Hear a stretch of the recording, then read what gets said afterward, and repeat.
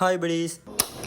காலையில் முதல் வேலையாக பஸ் ஸ்டாண்ட் போகணுன்னு கிளம்புனேன். நாளைக்கு ட்ரிங்கோ போகிற ஒரு வேலை இருக்குது. ஸோ அதனால் பஸ் டைமிங்கெல்லாம் என்ன மாதிரின்னு பார்க்குறதுக்கும் புக்கிங்குக்கும் போயிருந்தேன். ஸோ அந்த வேலை எல்லாத்தையுமே முடிச்சுட்டு வெயிலுக்கு இதமாக ஜூஸையும் குடிச்சிட்டு வீட்டை வந்தா அம்மா கோயில் சாப்பாடு வாங்கி வச்சுருந்தாங்க. ஸோ அது ரெடியாக இருந்துச்சு. நானும் சாப்பிட்டுட்டு அடுத்த ஒரு முக்கியமான பெண்டிங் ஒர்க் எல்லாத்தையுமே முடிச்சிடலான்னு வந்து உட்காந்தேன். ஸோ நான் இப்போ பண்ண போகிறது வாய்ஸ் ப்ரமோஷன் மட்டும்தான். வளமையாக ஸ்கிரிப்ட் அவங்க கொடுத்துருவாங்க, நான் ஜஸ்ட் வாய்ஸ் மட்டும் தான் கொடுப்பேன். பட் இந்த முறை கான்செப்டை மட்டும் சொன்னாங்க, கண்டென்ட் என்னோட விஷயக்கே விட்டுட்டாங்க.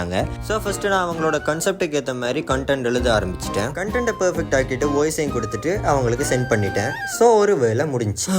பிரவீன் தனக்கு ஹேர் கட் பண்ணணும்னு சொல்லி என்னையை கூப்பிட்டான். சரின்னு இவனையும் கூட்டிகிட்டு போனேன். சரி அவனுக்கு வெட்டுற வரைக்கும் நம்மையே சும்மா இருப்போன்ட்டு என்னோட ஃபங்குன்ற லென்த்தை மட்டும் கொஞ்சம் கம்மி பண்ண சொல்லி வெட்டிட்டு இருந்தேன். நீங்கள் ஒன்று கவனிச்சிருக்கீங்களா?